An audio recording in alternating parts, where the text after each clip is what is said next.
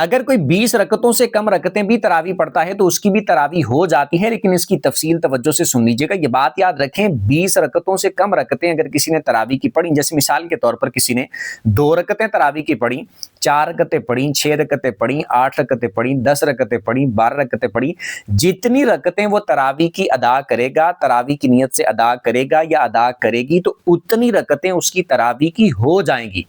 اور جتنی رکعتیں اس نے تراویح کی نہیں ادا کی تو وہ رہ جائیں گی۔ اب مثال کے طور پر کوئی بندہ، کوئی عورت کسی مجبوری کی وجہ سے اس دن کوئی عذر ہو گیا، طبیعت خراب ہو گئی، اس طرح کا معاملہ بن گیا، کوئی شدید عذر والا معاملہ بن گیا، تو اس صورت میں مثال کے طور پر وہ تراویح پڑھ تو رہا تھا یا پڑھ تو رہی تھی، لیکن طبیعت اس طرح کی خراب ہو گئی، اس طرح کا معاملہ بن گیا کہ کھڑے ہو کر نہیں پڑھ سکتا، بیٹھ کے بھی نہیں پڑھ سکتا تھا، کوئی بھی اس طرح کی مجبوری بن گئی سیریس والی، تو اس صورت میں جتنی رکعتیں اس نے تراویح کی ادا کی ہیں اتنی رکعتیں اس کی ہو گئی ہیں، اور جو اس نے نہیں پڑھی تو ان کا ثواب اس کو نہیں ملے گا، اور اگر مجبوری کی وجہ سے ایسا ہوا ہے تو گناہگار نہیں ہوگا۔ اور اگر کوئی بندہ مثال کے طور پر ایک آدھ مرتبہ اگر کسی مجبوری کی وجہ سے ایسے رہ جاتی ہیں تو گناہ نہیں ہوگا، لیکن اگر کوئی اپنی روٹین بنا لے کہ روز ہی صرف 2 رکعتیں پڑھتا ہے، روز ہی صرف 4 رکعتیں پڑھتا ہے، روز ہی صرف 8 رکعتیں پڑھتا ہے، روز ہی صرف 10 رکعتیں پڑھتا ہے، تو جتنی ادا کرے گا پڑھے گا اتنی تراویح ہو جائیں گی،